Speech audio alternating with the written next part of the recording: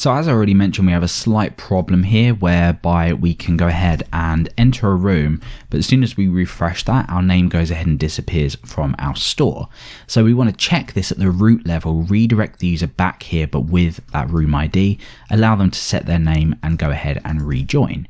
So to do this, we'll do this, like I said, at the root level. This is a lot more effective than doing this inside of the actual component itself. We're going to go ahead and use the before enter hook on this root to check this out. So before enter is going to go ahead and give us the to, from, and next items. To will be where the user is trying to go to. From is where they're coming from. Next, we always need to call, so let's do that now, which will forward them over to the page that they wanted to go to. Now, really importantly at this point, what we want to do is check if the name isn't set. So how do we do this? Well, we can read directly from our store by going ahead and importing it into here from our main store. And then inside of here, we can do a really simple if statement to say if store getters get state name, and we don't actually have a getter called getState at the moment, so we need to do that. Then we're just going to log out for now. So let's do a console log no name set, just so we can see that. So let's go ahead and implement that getter. So we can just really simply copy this and call this getState. That of course is just going to return state.state. Okay, so let's come over to here. Let's join a room properly, bring up our console and go ahead and refresh. And in this case, I need to, of course, check this for a faulty value. You probably noticed that.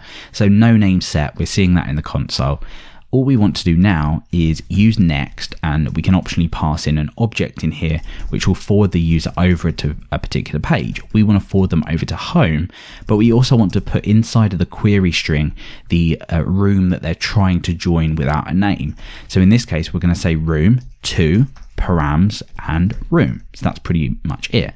This will take this parameter and it will pass that in, and you can see we've already been redirected over, so that's worked as we would expect. So let's just go ahead and rejoin another room, hit enter, we're redirected over to here with the room in the query just here, and that's pretty much it. Now the only problem is this doesn't match this, so when we enter our name, we're going to go ahead and join a completely different room.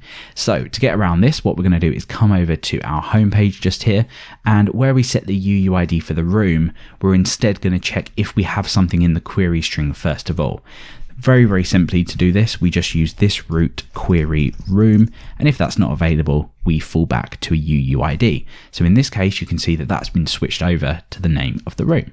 So the two kind of flows for our application now are creating a room either by choosing one or using the default UUID, going ahead and entering that room, in which case we'll see all of the other participants in this particular room, or going ahead and sharing this link with someone, and when you do share it, they'll be forwarded back here, ready for them to enter their name and rejoin the same room. So really simple refactor there, just to allow us to redirect and make sure we always have a name set.